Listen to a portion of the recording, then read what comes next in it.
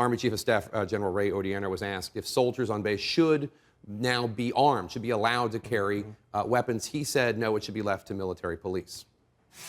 Although we carry arms quite regularly overseas when we're deployed and do it on a regular basis, I believe back here in the United States it's more appropriate that we leave it to that.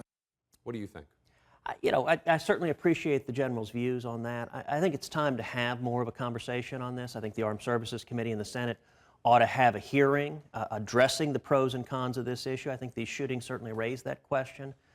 But I'll tell you, I was down in Fort Hood just a couple of days ago, was visiting with the soldiers who were wounded, with their families. And I think it's premature to have those policy discussions. We need to be right now lifting them up in prayer, remembering them.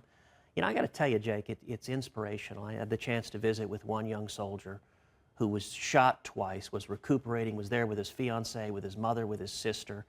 And in the hospital, when I came in with General Miley, the commanding general of Fort Hood, this young soldier noticed the general had an Army Ranger patch on his uniform, and he said, I want to be an Army Ranger. General, can you help me?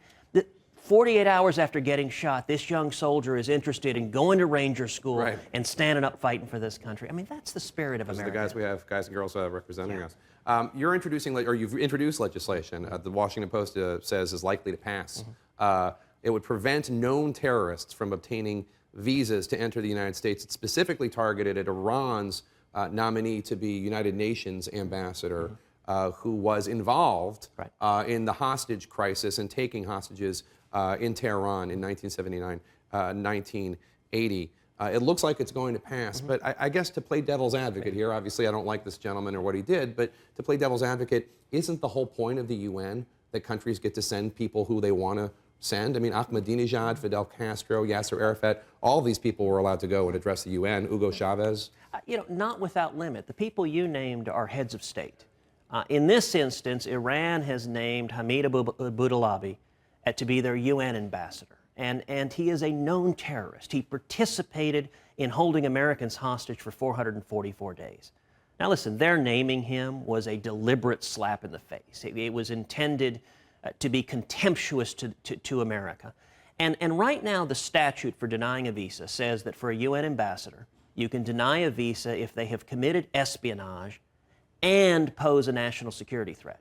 Now, the problem with this individual, although he clearly poses a national security threat as an acknowledged terrorist, there's no evidence he committed espionage.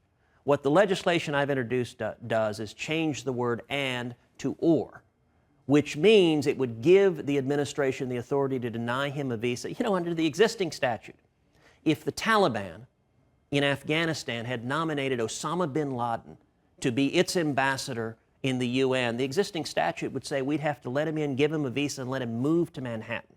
Now, that's obviously absurd. And I will say I'm encouraged.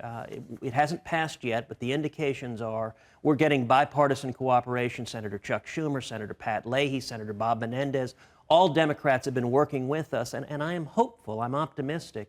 We're going to see the Senate act in a bipartisan manner to protect our national security, which is exactly how we should act on matters dealing with the critical safety of this country.